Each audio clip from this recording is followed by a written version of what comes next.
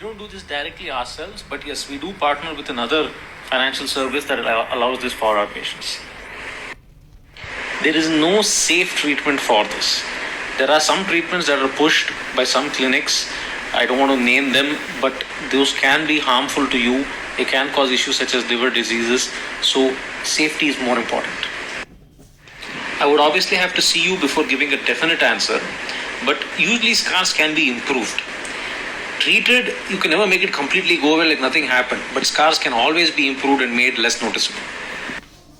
I think the most important thing is to set your boundaries and stick to them. For example, I don't do cosmetic surgeries on Sunday. I don't see patients on Sunday unless it's an emergency from some patient that I've operated. That's obviously a different case. But decide what you are comfortable with and what your boundaries are. Yes, you can. It would have to be stopped for a certain period before and after surgery, but once that period is over, you definitely can continue it. So skin boosters do not work on wrinkles. Fillers can work on wrinkles to fill them out, but skin boosters are not meant to give volume. They're meant to improve your texture of your skin, and that also it's a little 50-50 on how well they actually work. So make sure you get the right one. So during med school, you learn pretty quickly whether you're more surgically oriented or medically oriented. If you are a surgeon, you like operating, nothing else can replace that. So that's how it was with me. I like the fact that in surgery that I have to plan out my treatment for each particular patient. Now I understand your fear. One thing I need to tell you is that any filler anywhere in the face can cause blindness. There have been reports of blindness from any filler anywhere in the face. Some areas are more prone than others, such as the nose. So no place is fully. What is important is that the doctor takes all precautions to prevent it from happening. They know what they're doing, they know the anatomy, and they know the vasculature in that area. What's also important is that they have all safety protocols in place that in case of an adverse reaction, they can treat it immediately. So as long as these things are taken care of, the chance of it happening is very, very, very low. It is not zero. It is never zero.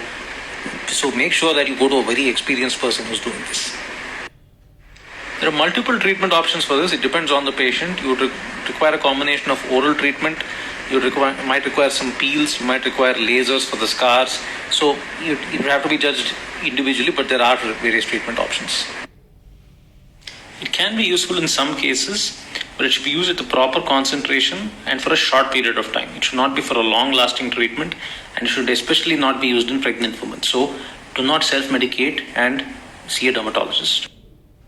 A stye is an infection in the eyelid, so a dermatologist can treat it also, but if it's getting bigger, then it would be better to show it to an ophthalmologist. There is no perfect treatment for stretch marks. There are multiple options which include lasers, it can include fat grafting, it can include PRP, but there is no perfect treatment. It can only be made better. It's rare for them to completely go away. Gynecomastia is a clinical diagnosis, meaning that it is diagnosed by looking and examining it. It is rare to do any kind of investigation for it. In most scenarios, it's not needed. You might need to do some hormonal test to rule out any underlying causes. I would say enjoy the ride. Those medical school undergraduate days are never going to come back. Nothing's ever going to be as nice as those days. And keep an eye out for what interests you. By the end of your term, if you at least know what you don't like, you'll be able to. So there's no scheme or insurance which covers cosmetic procedures, and so this won't work in our clinic.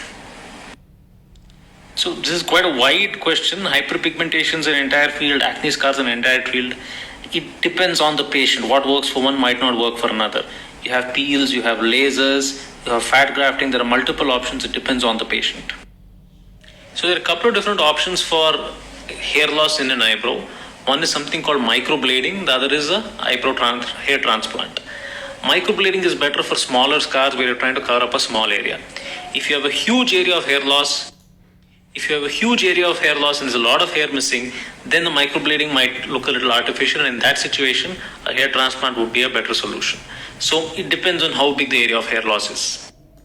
Disclaimer, obviously we don't do hair patches, we only do hair transplants. The advantages are obvious. Hair transplant, the hair grows, you can cut it, style it, it's your own natural hair. You're not worried about any patch coming off or anything like that. So there can be several reasons for this. One reason is genetics itself. Some women can have a higher hairline. In other women, there might be some medical conditions which are causing the hair thinning, and they would have to be evaluated, like vitamin deficiency, thyroid, PCOD, anemia. So treatment in women is always firstly non-surgical. You don't jump into hair transplant. We need to first figure out what the cause for the hair loss is and then try to correct that. In most cases, that is enough. Only when that is not enough do you think of doing a surgery like a hair transplant. Rhinoplasty can be very small, it can be very big. It can just be a tip plasty, or it can be involved taking a rib graft and putting it. So it can really vary anywhere from 50,000 to 2 lakhs. So it really depends on the individual patient. So nasolabial folds are these lines from the nose to the lip, nasolabial. They're one of the most challenging parts of the face to treat. This is because it's a multifactorial cause here. You're having muscle action, which is pulling this. You're having the sagging of the skin, which is coming down, and you're having loss of fat. So there's a lot of treatment options. You might require a combination. It can use fillers, fat grafting, plus you might require a thread lift or a facelift. It depends on the patient. The important thing is to identify that there are multiple factors. Some people try to just treat it by pumping it full of fillers, and that is when you get this kind of Hanuman mouth, which is not good. So you require a combination of treatments to get the best result there. It is a challenging area. It depends almost entirely on the size and the location of the birthmark. If it's small, it might be treated with radiofrequency or some other non-surgical means. If it is large, it might be you can just remove it and close it by suturing it. If it's very large, you might require something. Thank you very much. I really appreciate that.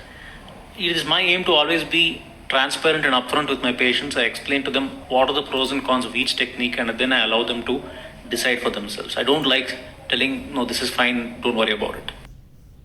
So I just checked this with Dr. Venkat, my father, who's an expert on isotretinoin, and he assured that you can get vaccinated while on it. It's not a problem. And same thing with periods. You can get the vaccine.